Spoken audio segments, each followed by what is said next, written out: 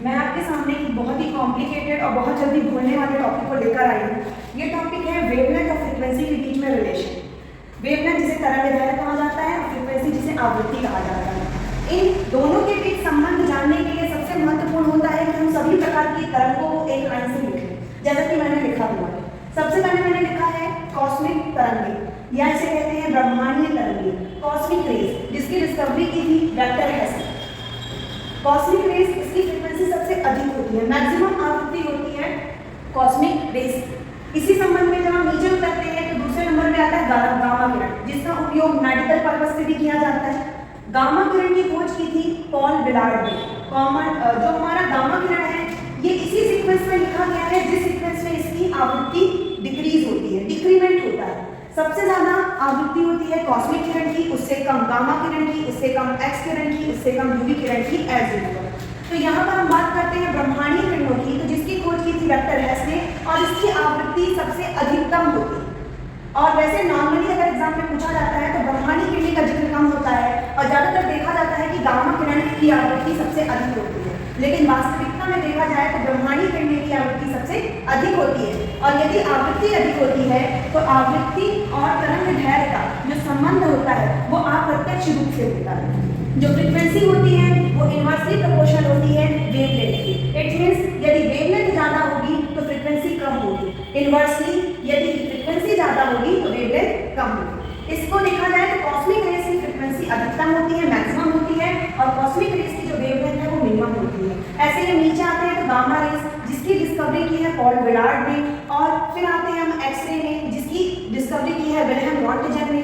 फिर आते हैं हम यूवी किरणें, पराबैंगनी किरणें, जिसकी डिस्कवरी की है जोहान विल्हेम रिक्टर। इन्होंने की है यूवी तरंगों की। तो डन स्टार्ट करें। हाँ, तो जो एक्स किरण है इसकी जो डिस्कवरी है विल्हेम रॉन्टजन ने की है। एक्स किरण का उपयोग होता है मेडिकल पर्पस से। ध्यान दीजिएगा, गामा किरण, एक्स किरण, इनका उपयोग होता है मेडिकल पर्पस से, क्योंकि इनकी जो आपका आवृत्ति होती है वो अधिक होती है। फिर हम आते हैं यूवी, पराबैंगनी किरणें, जो हमें सूर्य से किरणें मिलती है, जिसकी खोज की थी जोहान विल्हेम रिक्टर ने, पराबैंगनी किरणें। फिर हम इससे नीचे आते हैं तो हमें दिखती हैं दृश्य किरणें, जिसे कहते हैं विजिबल रेज, और फिजिक्स के गॉडफादर आइजैक न्यूटन ने इसकी खोज की थी। विजिबल लाइट मतलब जो भी हम अपनी आंखों से देख पाते हैं। तो इसमें आते हैं कुल 7 colours, violet, indigo, blue, green, yellow, red, आपका फिर आता है आपका ऑरेंज, और लास्ट में आता है आपका रेड। सॉरी थोड़ा सा रिपीट हो गया था, ऑरेंज देन रेड। यहाँ पर मैंने इसे भी सेम सीक्वेंस में लिखा है। इट मींस यहाँ पर जो आपकी वेवलेंथ होगी इसका, इन सभी किरणों का जो भी हम विजिबली हम अपने आंखों के सामने देखते हैं, ये सारे 7 कलर में डिवाइडेड होते हैं।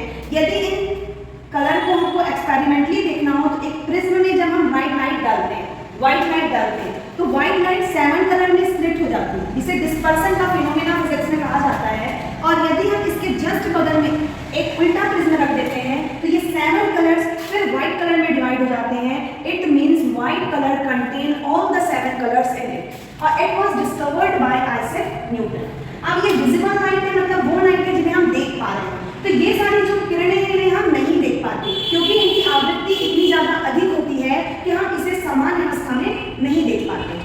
फिर नीचे आते हैं, मैंने आपसे पहले कहा, मैंने इन सभी को एक सीक्वेंस में अरेंज किया हुआ है। जैसे हम विजिबल के नीचे आते हैं तो आती है हमारे इंफ्रारेड, जिसे आवृत्त किरणें हिंदी में कहा जाता है। इसकी खोज की है विल्हेम हर्शल ने। रिमोट आप सभी ने उपयोग किया होगा घर में। रिमोट से निकलने वाली जो रेज होती है, रिमोट का कोई कनेक्शन नहीं होता ना टीवी से, वो अभी का तो अलग ही मैटर है कि आपका स्मार्टफोन वगैरह है, बट ये जो रिमोट होती है उससे जो किरण निकलती है जिससे टीवी चालू होती है वो भी इंफ्रारेड होती है। माइक्रोवेव आप सभी जानते हैं, माइक्रोवेव या माइक्रो तरंगे जो होती है इसकी खोज की थी पर्सी स्पेंसर ने। एज इट इज, जैसे जैसे हम नीचे जा रहे हैं ये हमारी जो आवृत्ति है वो डिक्रीज हो रही है, इसमें डिक्रीमेंट हो रहा है। तो as it is cosmic rays की फ्रीक्वेंसी ज्यादा होगी as compare to gamma, gamma की ज्यादा होगी as compare to X ray, X ray की ज्यादा होगी as compare to UV, UV की ज्यादा होगी as compare to visible, visible की ज्यादा होगी as compare to infra, infra की ज्यादा होगी as compare to micro, micro की ज्यादा होगी as compare to radio wave. और रेडियो वेव की जो फ्रीक्वेंसी होती है वो मिनिमम होती है। It means as I told before, frequency is inversely proportional to wavelength. It means it have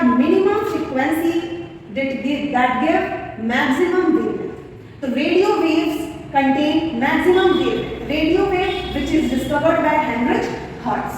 So this is a great phenomena in physics in which many questions asked in a competitive examination, MPPSC, SSC, Intelligence Bureau all contain maximum 1 to 2 question, minimum 1 to 2 question in this topic. It is very clearly, if you arrange all the rays in this sequence, it will always remind you that maximum frequencies of cosmic rays and minimum frequencies of radio waves.